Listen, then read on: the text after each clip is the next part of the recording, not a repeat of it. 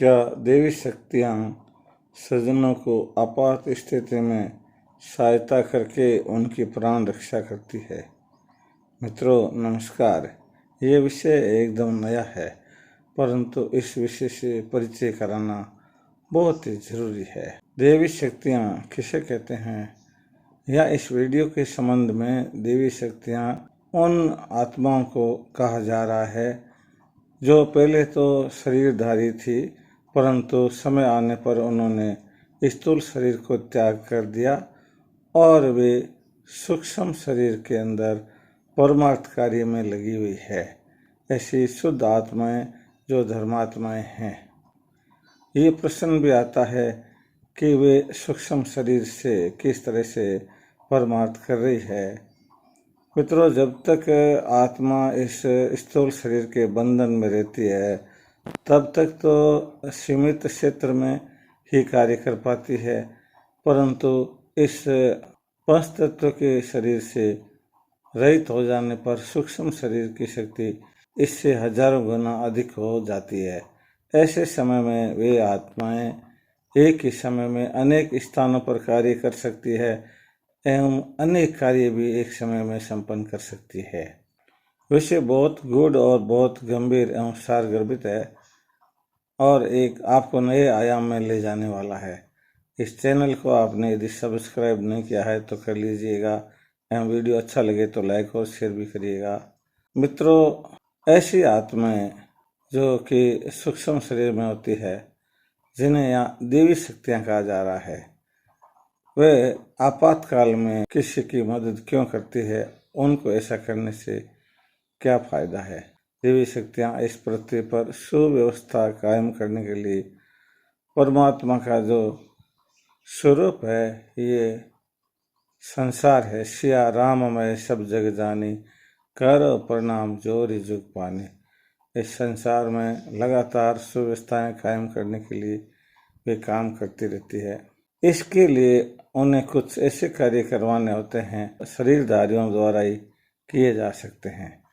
वे प्रेरणाएं उत्पन्न करती है एवं प्रेरणाओं के माध्यम से अनेकों लोगों को भी अनेक प्रकार की प्रेरणाएं उत्पन्न करती रहती है और प्रेरणाओं के माध्यम से वे कार्य कराती है। परंतु प्रेरणाएं वो किसको दे, किन्हें दे? ऐसे जो सज्जन हैं, जो एकदम सच्चे दिल वाले हैं, परमात्मा के भक्त हैं, सृष्टि के नियमों का पालन करने वाले हैं, जिनमें अवगुण बहुत ही कम है, ऐसी शुद्ध आत्माओं को वे आत्माएं चयन करती है और उनकी बराबर रक्षा करती है। उन्हें अनेक आपदाओं से बचाती है, यहाँ तक कि मौत के मुंह में जाने से भी उनको खींच के बाहर ले आती है और वे उनसे ऐसे बड़े बड़े परमार्थी कार्य करवा लेती है जो कि वो जब जीवन काल में थे और वे करना चाहते थे, परंतु अब शरीर रहित हो जाने से उन्हें अन्यों के शरीरों का सहारा लेना पड़ रहा है। ये एकदम नया विषय है और आपको लग ही रहा है कि नहीं कुछ समझ में नहीं आ रहा। अभी मैं आपको कुछ घटनाएं बताऊंगा।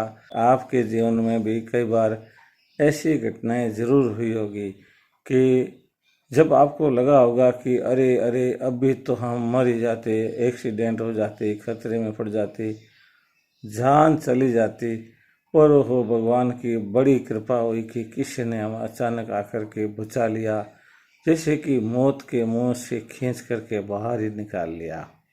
मेरे जीवन के आपको मैं कुछ उदाहरण बता रहा हूँ और मैं समझता हूँ कि आपके जीवन में भी ऐसे बहुत से उदाहरण हैं जो ये साबित करने के लिए पर्याप्त है कि जो सज्जन पुरुष होते हैं इस पृथ्वी पर, जो सुव्यवस्था कायम करने के लिए परमात्मा के नियमों के अनुसार चलते हैं, उनकी रक्षा भगवान जरूर जरूर करते हैं। उन देवी आत्माओं के माध्यम से, प्रेरणाओं के माध्यम से करते हैं। तभी तो देखो ये शेर कहा गया है कि फानुस बन करके जिसकी हिफाजत हवा करे, वह समा कैसे बुझे जिसे रोशन खुदा करे। अब आपको थोड़ा इंटरेस्ट आने लग गया होगा कि हाँ बात तो सही है।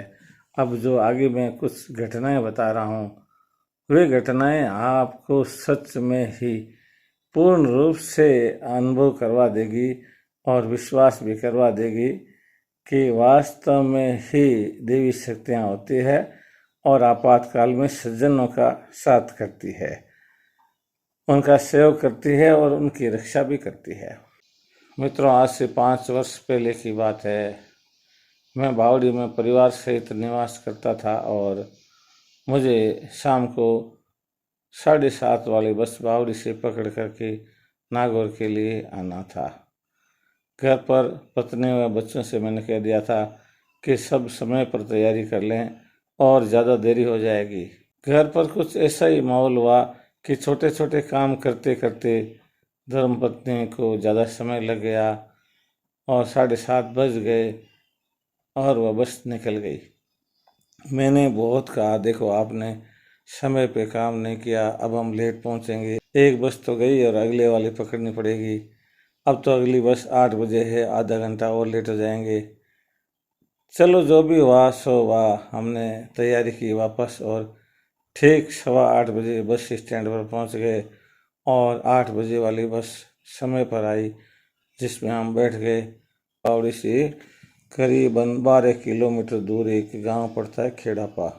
उससे पहले एक साइड में एक रोडवेज बस खड़ी पाई गई। उसको देखते ही लोग बोले कि अरे ये तो वही बस है जो 7:30 बजे रवाना हुई थी बावड़ी से और इसका एक्सीडेंट हो गया।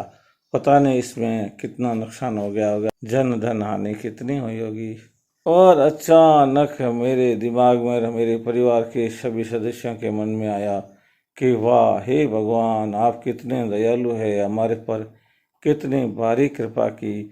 इस एक्सीडेंट होने वाली बस में हम नहीं बैठे और कोशिश करने के बाद में भी पीछे रह गए और दुर्घटना से बच गए। तब ये प्रश्न पैदा होता है कि वह कोई ऐसी देवी शक्ति रही होगी कि जिसने हमें इस तरह के कामों में उलझाए रखा कि हम उस बस को पकड़ नहीं सके। मित्रों, देवी शक्तियों की यानी सूक्ष्म शरीरधारी आत्माओं की विशेषता होती है, उन्हें भूत, भविष्य और वर्तमान तीनों काल का ज्ञान बराबर होता है। वर्तमान कार्य जो अब तक हो चुके हैं उनकी वजह से परिणामिक कार्य क्या होंगे वे भविष्य में जाकर देख सकते हैं। इसी तरह से वर्तमान स्थिति में जो बनी है परिस्थिति, पीछे किन परिस्थितियों के कारण से बनी है, ऐसा वे भूतकाल में भी जाके देख सकते हैं। इसलिए दिव्य आत्माएं, दिव्य शक्तियाँ त्रिकालदर्शी होती है। इसी तरह से एक बहुत खतरनाक एक्सीडेंट याद आ रहा है। दुर्घटना कितनी खतरनाक थी कि हमें मारने के लिए कोशिश की गई थी, पर हम बच गए। मित्रों, मैं मेरे पिताजी के साथ में आज से 15 साल पहले नागौर से करीबन 30-35 किलोमीटर दूर गुड़ा भगवान दास गांव से दिन के 12 बजे मोटरसाइकिल से नागौर की ओर रवाना हुआ। मैं सड़क पर किनारे किनारे आराम से 40 किलोमीटर प्रति घंटा की स्पीड से धीरे धीरे मोटरसाइकिल चला रहा था। गुड़ा भगवान दास से कोई 10-15 किलोमीटर इधर नागौर की तरफ आया होगा कि मैंने क्या देखा कि मेरे पीछे एक बोलेरो कैंपर तेजी से चलती आ रही है, जो रॉन्ग साइड में चल रही है कि जो मेरे से भी बाईं ओर चल रही है पीछे से। पर वो जल्दी में बड़ी तेज स्पीड से मैंने उसको कांच में देखा, पर मैं ये तो कैसे सोचता कि ये कोई आके टक्कर लगाने वाली है, परंतु बस सोचा ही था कि 1-2 सेकंड में होंगे कि जोर से आवाज़ आई, धम। बोलेरो कैंपर थी, उसने बम्पर से मेरी मोटरसाइकिल पर जोरदार टक्कर लगाई।